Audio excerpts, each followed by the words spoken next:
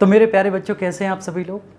आशा करता हूँ मस्त होंगे, स्वस्थ होंगे। हालांकि आप लोग हर एक लेक्चर में ठीक ना इस लाइन को सुनते होंगे और आप मस्त भी रहते होंगे कहीं ना कहीं, ऐसी मेरी आशा है आप लोगों के लिए। चलिए बेटा, तो स्टार्ट करते हैं आज के लेक्चर में 1786 का संशोधन अधिनियम। ठीक है बेटा, आप लोग 1786 के संशोधन अधिनियम से पहले क्या क्या पढ़ चुके हैं इसको एक बार देख लेते हैं। तो आप लोग 1773 का नॉर्थ का रेगुलेटिंग एक्ट पढ़ चुके हैं बेटा। ठीक है, पढ़ चुके हैं कि नहीं बेटा? 1773 का नॉर्थ का रेगुलेटिंग एक्ट आप इसको बहुत अच्छे से पढ़ चुके हैं, सबसे पहला। दूसरा बेटा, इसमें जो संशोधन हुआ था 1781 का संशोधन, आप इसको भी पढ़ चुके हैं, 1781 के संशोधन को। ठीक है, इस संशोधन को बेटा हम लोग एक्ट ऑफ सेटलमेंट, ठीक है, या ठीक है बेटा बंदोबस्त कानून भी बोलते हैं, बंदोबस्त कानून भी बोलते हैं, या बेटा हम इसको बंगाल जुडिशरी एक्ट भी बोलते हैं, एक्ट भी बोला जाता है। क्योंकि बेटा ये मोस्टली कलकत्ता स्थित सुप्रीम कोर्ट की संरचना में व्यापक परिवर्तन करने हेतु लाया गया था, तो इसलिए इसे बंगाल जुडिशरी एक्ट भी बोला जाता है। इस बात को आप लोग बहुत अच्छे से ध्यान रखना। इसके बाद फिर बेटा हमने पढ़ा था तीसरे नंबर पे, ठीक है ना, पिट्स का इंडिया एक्ट 1784, पिट्स का इंडिया एक्ट 1784। ठीक है, आप लोग बेटा इन्हें क्लियर करने के लिए प्रीवियस लेक्चर्स को बहुत अच्छे से देखो, फॉलो करो, आपके एक एक विषय वस्तु बिल्कुल क्लियर हो जाएगी। तो आज की हमारी विषय वस्तु है 1786 का संशोधन अधिनियम। तो आइए बच्चे बात करते हैं 1786 का संशोधन अधिनियम क्या है, और ये 3 विषय वस्तु को बेटा हमने इसके अंतर्गत शामिल कर लिया है। चलिए आइए, चलिए। तो मैं बेटा आपको हमेशा से बताता हूं कि जब किसी भी अधिनियम को पढ़ते हैं तो हम 3 चीजों को पढ़ते हैं, कारण, प्रावधान और उसके निष्कर्ष। तो सबसे पहले बेटा इस अधिनियम को लाए जाने के पीछे जो कारण है, हम लोग कारणों की चर्चा करेंगे कि इस अधिनियम को लाए जाने के पीछे बेटा कारण क्या क्या है, क्या क्या कॉजेस हैं। तो बेटा सबसे पहला कारण क्या हो सकता है, आप लोग कुछ सोचो इसे, क्योंकि कहीं ना कहीं बेटा 1784 के पिट्स इंडिया एक्ट से संभावित उन समस्त कारणों को बेटा देखा गया। ठीक है ना, पिट्स इंडिया एक्ट से संभावित बेटा समस्त कारणों को देखा गया और उनमें सुधार भी किया गया।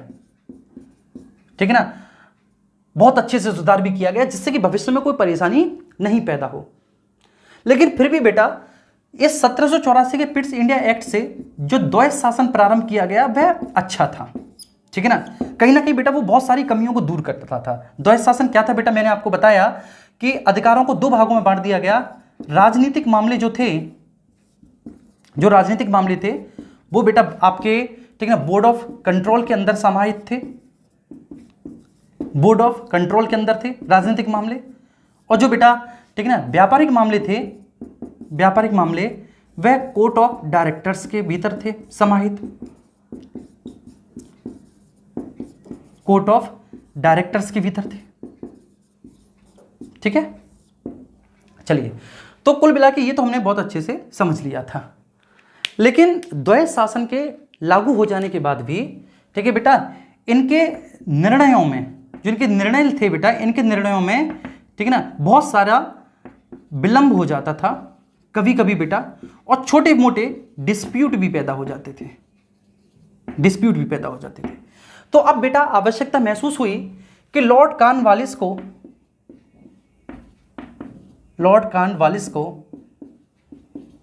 ठीक है ना बंगाल का गवर्नर जनरल बनाकर भारत लाया जाए,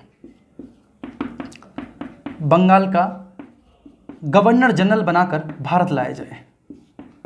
ठीक है, और बेटा लॉर्ड कॉर्नवालिस को बंगाल का गवर्नर जनरल बनाकर भारत लाए जाने के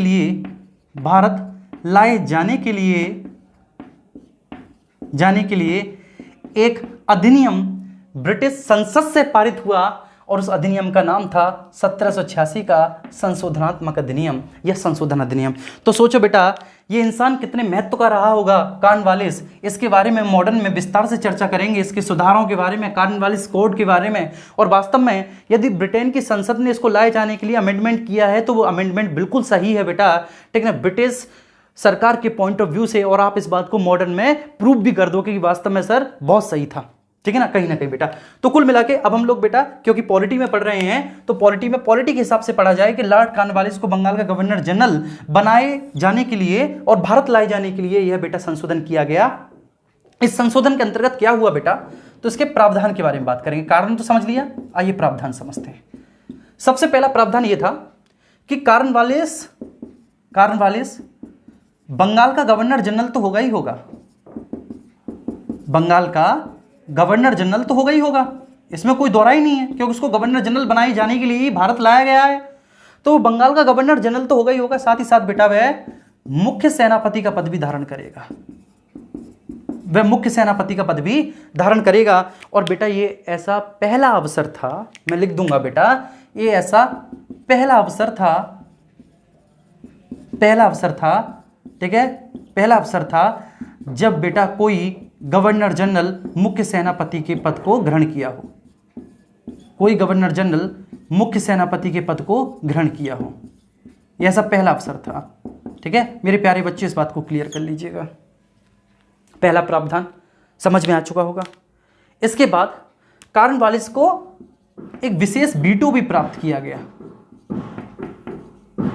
कॉर्नवालिस को एक विशेष वीटो, और वो वीटो क्या था बेटा, ठीक है ना, तो उसके उस वीटो के बारे में, उसके विशेषाधिकार के बारे में बात करेंगे। वो वीटो ये था कि कॉर्नवालिस अपने परिषद के निर्णय को विशेष अवस्था में रद्द कर सकता है, अपनी परिषद के निर्णय को विशेष अवस्था में रद्द कर सकता है।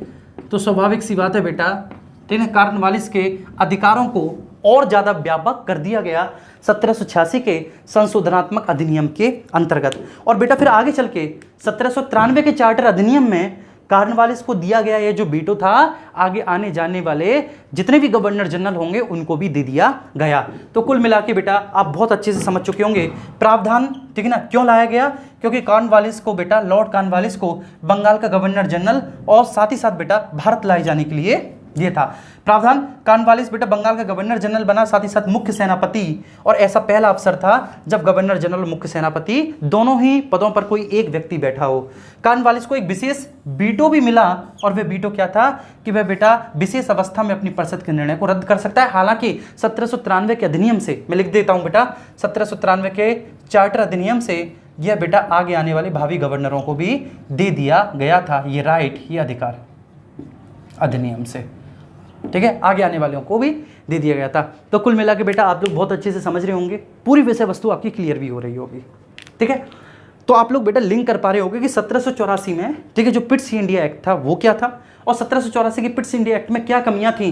तो मैंने बोला था विलंब होता था, डिस्प्यूट्स होते थे। अब अंतिम रूप से बेटा उन सारे विलंब और डिस्प्यूट्स को दूर करने के लिए कॉर्नवालिस को बंगाल का गवर्नर जनरल बनाकर भारत लाया गया, और फिर बेटा उसके लिए एक संशोधन हुआ, 1786 का संशोधन अधिनियम। ठीक है, यदि आप बेटा इस लेक्चर से अपनी शुरुआत कर रहे हैं, जो भी स्टूडेंट जो इस लेक्चर से जुड़े हैं, तो जरूरत है बेटा कि आप लोग प्लेलिस्ट में जाके, ठीक है, सबसे पहले लेक्चर से इसकी शुरुआत करो। ठीक है, 1773 के नॉर्थ के रेगुलेटिंग एक्ट से इसकी शुरुआत करो। नॉर्थ के रेगुलेटिंग एक्ट के बाद फिर दूसरा बेटा आप उसमें 1781 का एक्ट ऑफ सेटलमेंट, संशोधन, बंदोबस्त, ठीक है, उसको देखो। उसके बाद फिर बेटा आप 1784 की पिट्स इंडिया एक्ट पर आओ, और पिट्स इंडिया एक्ट के बाद फिर आप 1786 का संशोधन अधिनियम देखो। सारी चीजें आपकी क्लियर हो जाएंगी।